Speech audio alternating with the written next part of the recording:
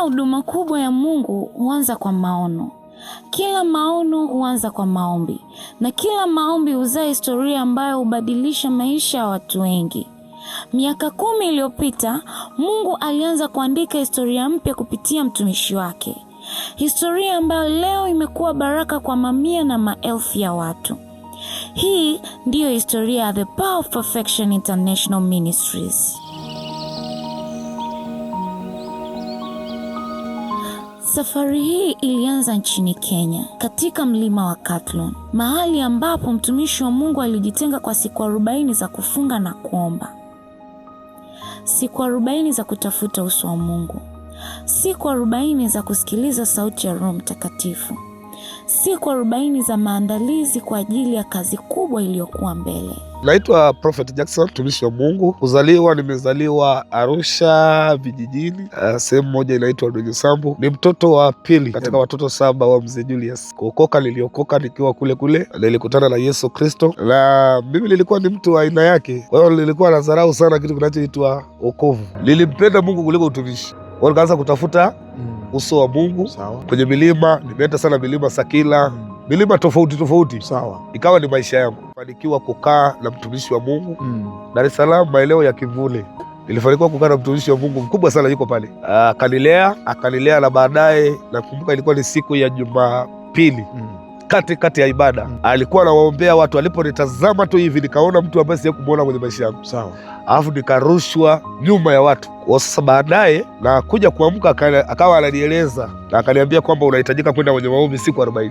Kwa hiyo jiandae uende kwenye maombi. Na baada ya hapo utafungua huduma, na huduma utaifungulia sehemu fulani ambayo ni Arusha. Sikupenda. Ndio. Lakini sasa no way. Kwa sasa nikaenda kwenye maombi, nikatii, nikaondoka, nikaenda kwenye maombi Katoloni, Kenya. Sababu nilikuwa natafuta nafasi nzuri ambayo ina utulivu. Lakini pia ilikuwa ni msukumo wa Roho Mtakatifu. Kwa hiyo nikafika kule, nikaingia kwenye maombi rasmi. Kwa mara ya kwanza nikiwa kwenye chumba cha maombi. Chumba kama vile ukuta ulifunguka, alafu nikawa napewa maelekezo kwamba natakiwa nije unifanye kuanzia pale. Yaani nikawa napewa maelekezo sasa ya huduma hii.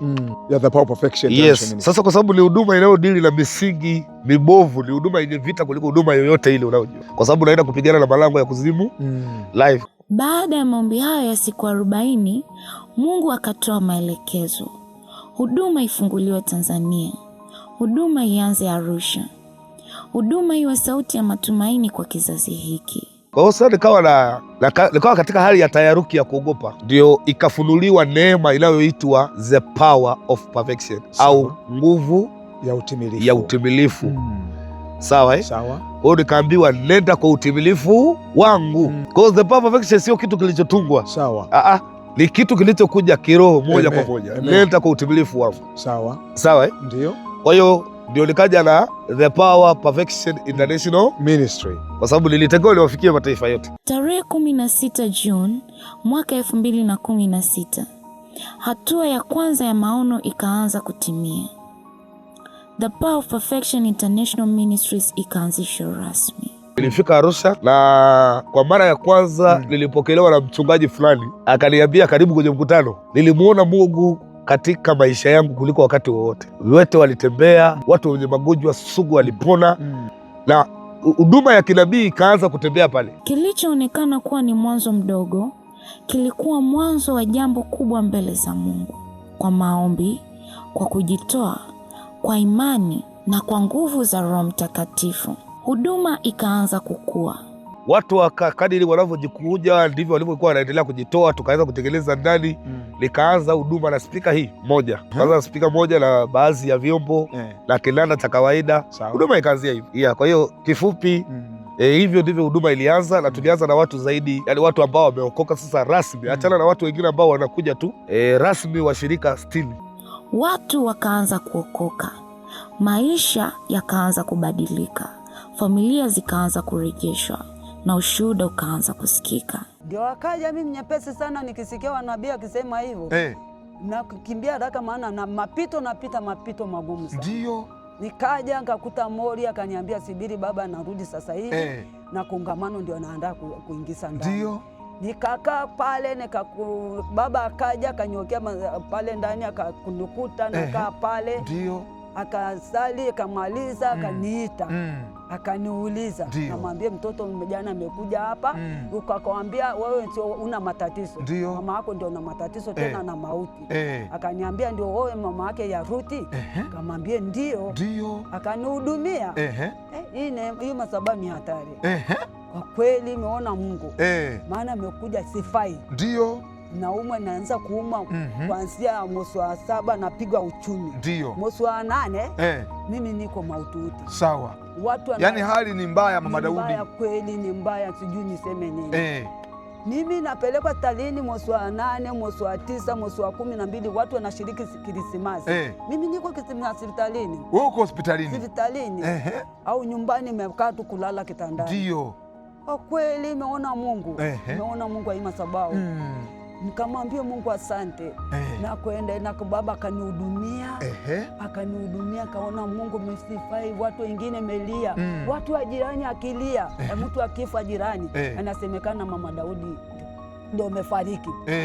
Lakini baadaye akifika kwangu, akinikuta nika kitandani, na kitu namwambia sitakufa bali itaishi.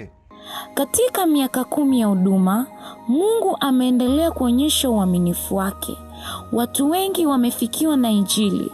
Wengi wameokoka. Wengi wameponywa. Wengi wamefunguliwa kutoka katika vifungo vya maisha. Katika kila hatua, mkono wa Mungu umeonekana. Katika kila changamoto, neema ya Mungu imekuwa ya kutosha.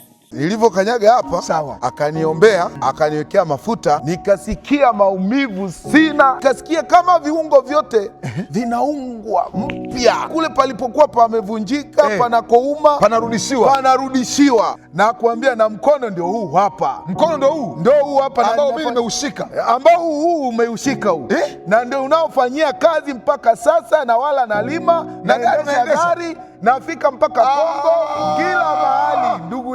Ndugu yangu ndio mkono ndio huu. Bwana, mkono ndio huu. Wala vizuri. Wala usishike hivyo, hata unapiga hii, mkono ndio huu ndugu yangu. Usichezee Bwana nguvu ya madhabahu yaliyoko hapa.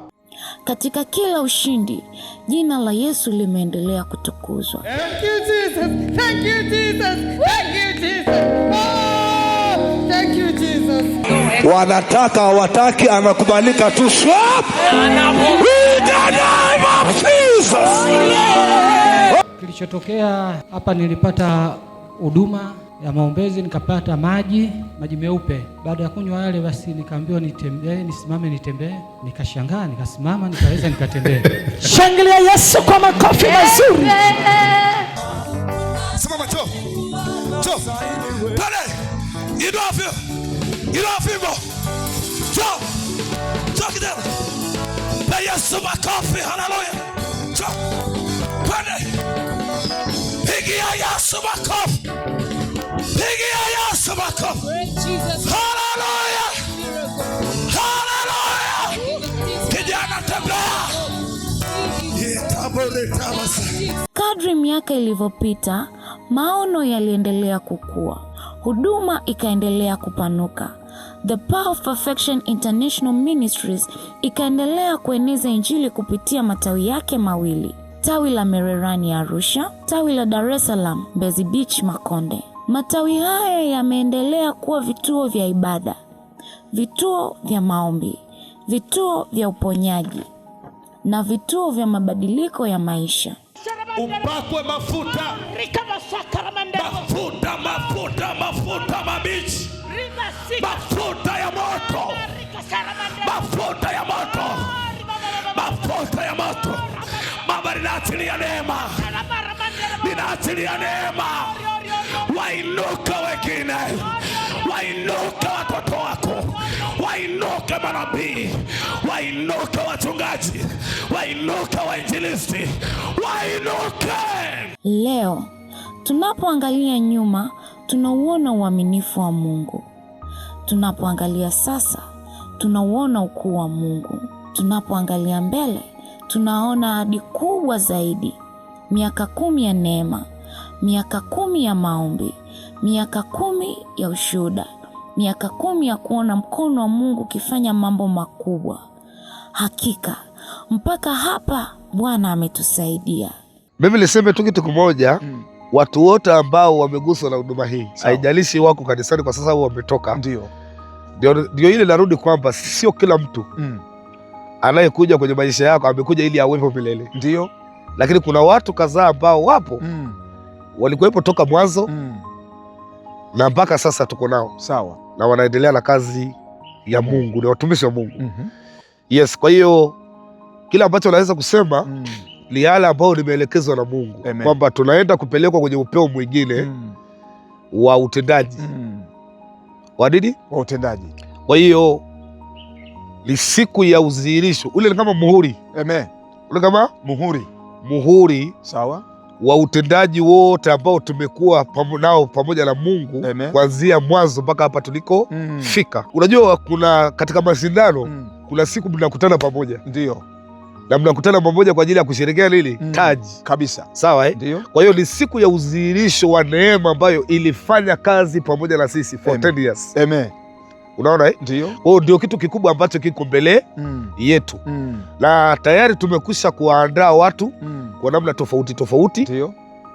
Ili kuhakikisha kwamba wanahesabika katika neema husika, kwa sababu pia ni neema ya kimsingi. Ni neema ya kimsingi. Sawa. Na tunaenda kuwa katika upeo mwingine. Kwa hiyo mtu anapokosa neema ya kimsingi anakosa pia kuhesabika katika ujenzi ujao.